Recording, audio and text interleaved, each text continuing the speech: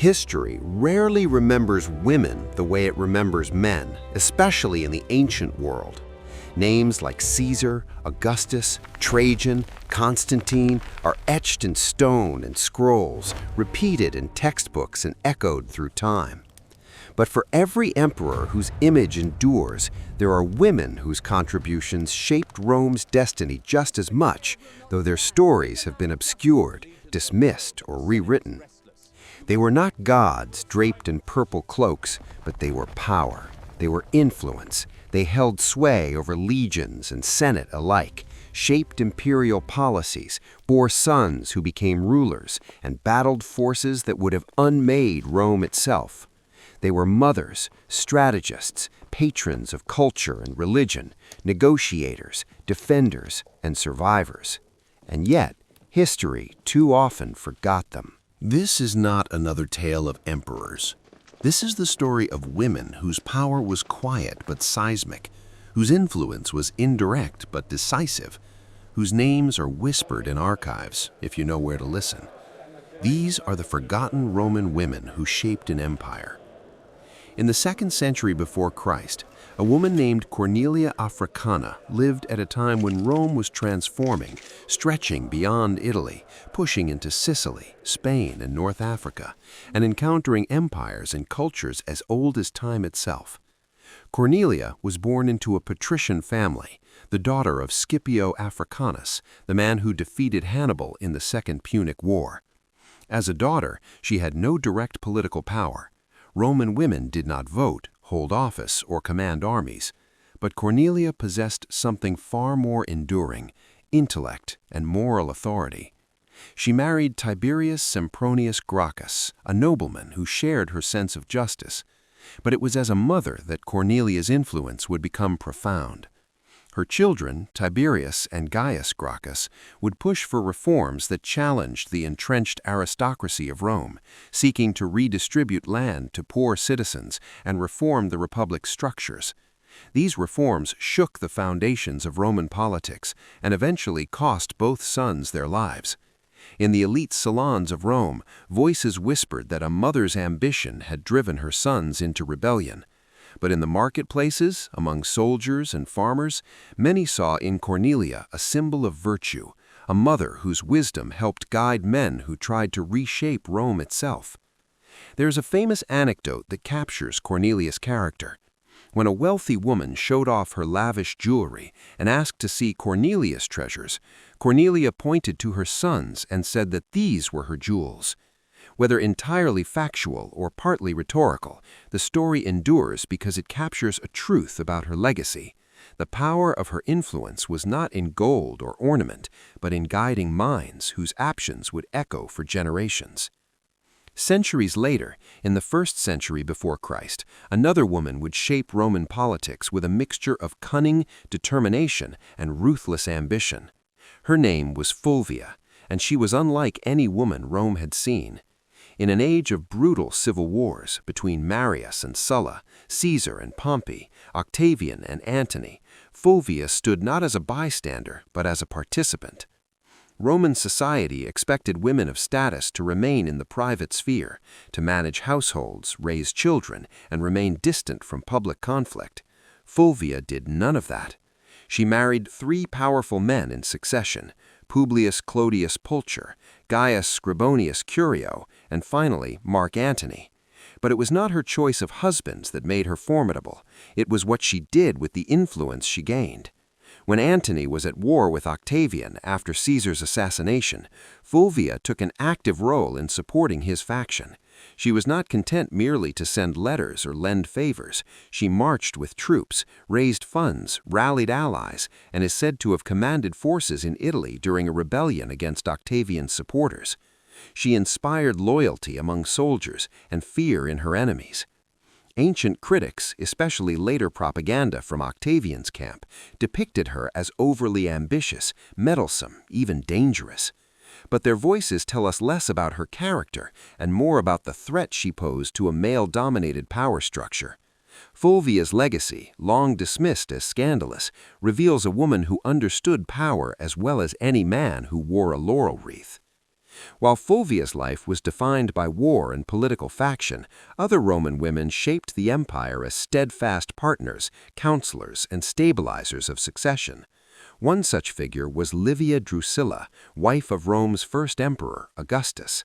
Livia's life spanned the birth of the empire itself, from republic to principate, and she mastered the subtle art of influence without overt authority.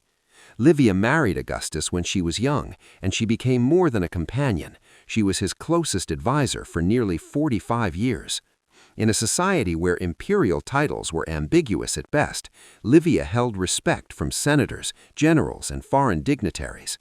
Ancient sources suggest she advised Augustus on political decisions, managed palace affairs with precision, and protected her family's interests amid palace intrigue that would have swallowed lesser figures. Some later historians, particularly Tacitus, portrayed her as manipulative, even malevolent, claiming she steered the imperial succession toward her son Tiberius through subterfuge. But these accounts reflect the anxieties of male chroniclers, uncomfortable with a powerful woman whose influence was never formalized by law. Livia's true strength lay in her discretion. She wielded influence without seeking public office, and in doing so, helped shape the early empire into a more stable institution. Power in Rome was not always exercised from the palace or the forum. For some women, it was exerted through piety and patronage. Agrippina the Younger was one who embodied this duality of devotion and ambition. Born into the imperial family, sister of Caligula and eventually mother of Nero, Agrippina inhabited the chaotic world of the Julio-Claudian dynasty with a combination of resilience, strategic boldness, and ruthless pragmatism. Agrippina understood Rome's power structures intimately. She married her uncle, Emperor Claudius, a union that gave her unprecedented influence. Ancient biographers accused her of orchestrating Claudius's death through poison so that her son Nero could ascend the throne. Whether or not this is entirely true, her ambition and her success cannot be denied. As empress, she counseled Nero in his early reign, shaped imperial appointments, and secured positions for her allies. Some sources paint her as domineering, but in a time when women were often reduced to footnotes, her presence in political decision-making was extraordinary. Rome was also shaped by women whose power lay in culture, religion, and intellectual life, not merely in political maneuvering. Julia Domna was one such woman. Born in Syria, she became the wife of Septimius Severus and empress during the Severan dynasty, a time of expansion, crisis, and evolving imperial identity. But Julia's influence extended beyond her roles as wife and mother. She was a patron of scholars, artists, philosophers, and even military thinkers. When the empire faced internal and external pressures, rebellions, succession disputes, economic strains, Julia remained a stabilizing figure. She traveled with the army on campaigns, a rare privilege for a Roman woman of her time, carrying correspondence, advising commanders, and advocating for diplomacy when possible. Her presence among troops was said to inspire loyalty, not because she was an empress, but because she shared the hardships of the imperial household with remarkable fortitude and dignity. After her husband's death, she supported the succession of her sons, navigating palace politics with skill that rivaled the most seasoned senators. Yet her legacy, like so many others, has been minimized in later histories that preferred to focus on emperors' exploits rather than the collaborative efforts that sustained them. Not all Rome's influential women were born into power. Some carved it out through crisis and conviction. Take Aelia Pulcheria, daughter of an emperor and a woman of strong religious conviction during the early 5th century. Pulcheria took an oath of virginity at a young age, not merely a personal vow, but a political decision that shielded her from marriage alliances that could shift imperial alliances unpredictably. Instead of entering into marriage, she became the regent for her younger brother Theodosius II and wielded authority with deliberate purpose. Pulcheria's influence was felt in religious affairs, diplomatic relations, and the preservation of stability while the Western Roman Empire crumbled under barbarian pressures. She supported the Church's growing influence, negotiated peace with external threats, and advocated for diplomacy when possible. Her presence among troops was said to inspire loyalty, not because she was an empress, but because she shared the hardships of the imperial household with remarkable fortitude and dignity. After her husband's death, she supported the succession of her sons, navigating palace politics with skill that rivaled the most seasoned senators. Yet her legacy, like so many others, has been minimized in later histories that preferred to focus on emperors' exploits rather than the collaborative efforts that sustained them. While Pulcheria guarded the empire's internal cohesion, other women defended Rome's cultural legacy against the creeping tide of decline. One such figure was Hypatia of Alexandria, philosopher, teacher, mathematician, and voice of classical learning in a time when the old Roman traditions were being eclipsed by new religious and political forces. Born in the 4th century CE, Hypatia taught students from across the empire, wrote commentaries on mathematical and astronomical texts, and became a symbol of intellectual resilience in an age of upheaval. Civic leaders, clergy, and factions viewed her influence with a mixture of admiration and suspicion. Her murder, at the hands of a religious mob incited by political rivals, marked not only a personal tragedy, but a symbolic end of the classical Roman intellectual tradition in Alexandria. Hypatia's life and death remind us that Rome's heritage was not only carried by soldiers and senators, but by thinkers and teachers whose ideas outlived them. Another woman whose life bridged war and politics was Zenobia of Palmyra. Though not a Roman by birth, Zenobia ruled a powerful city on Rome's eastern fringes in the 3rd century CE and challenged Roman authority in a way that shook the empire to its core. After the death of her husband, Odaenathus, Zenobia became regent for her young son and rapidly extended Palmyrene control across Egypt and much of Asia Minor. Her challenge to Rome was not a petty rebellion. It was a bid for a united Eastern Empire under her leadership. Rome responded with force. Emperor Aurelian launched a campaign to reclaim the lost provinces. In a series of battles, Aurelian defeated Zenobia's forces, captured her, and brought her to Rome in chains. Yet even in defeat, ancient sources praise her intelligence, courage, and regal bearing. Zenobia's legacy is one of audacity and resilience, a woman who stood toe-to-toe with the greatest power of her age and rewrote the map of the ancient world, if only briefly. Not all influential women lived at the imperial core. Some shaped Rome's destiny through allegiance, diplomacy, or legacy. Aelia Eudocia, a woman of humble origin who became empress in the 5th century, used her influence to patronize the arts, encourage intellectual pursuits, and negotiate with external powers. Her life reminds us that power in the late empire was no longer just territorial or martial, it was cultural, diplomatic, and moral. Yet it is not enough simply to recount names and deeds. We must ask a deeper question. Why were these women forgotten? Why does the historical record so often diminish or marginalize their contributions? Part of the answer lies in who wrote history and why. Ancient chroniclers were overwhelmingly male, often members of elite classes who saw women's power as an anomaly, a breach of masculine norms that needed explanation, justification, or dismissal.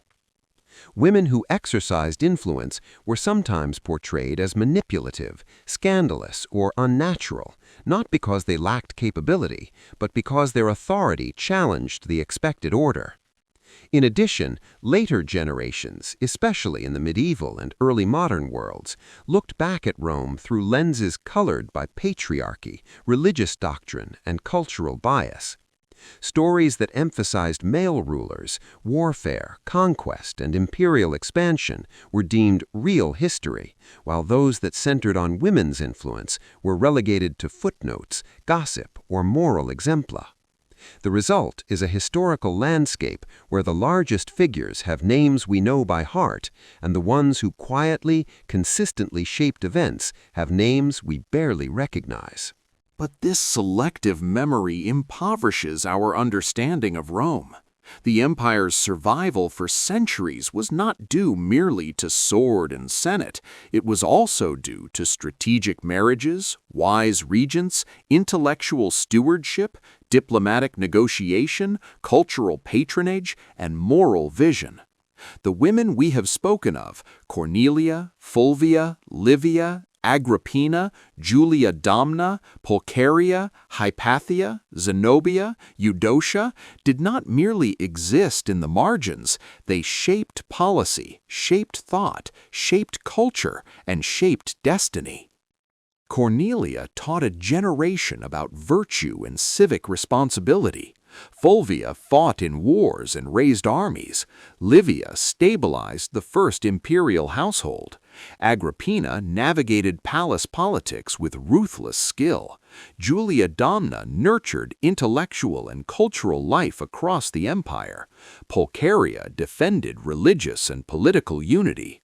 Hypatia sustained classical learning amid collapse. Zenobia reimagined the map of power. Eudocia bridged cultures and negotiated peace. Their influence didn't always wear crowns. Sometimes it wore wisdom. Sometimes it was felt in letters, prayers, negotiations, or the education of future leaders. Their impact was not always loud, but it was enduring. As you reflect on these lives, ask yourself this: why do we honor some figures and forget others? Is it because of gender? Because of who wrote the history? Because of what later generations wanted to remember or conveniently forgot? The history of Rome is richer, messier, and more fascinating when we look beyond statutes and triumphs and into the lives of those whose power was real but not commemorated. These women, forgotten by time, yet substantial in their influence, deserve remembrance not as novelties, curiosities, or exceptions, but as vital architects of an empire whose legacy still shapes our world. They were not shadows, they were architects. They were stewards, they were power. And now, finally, we speak their names.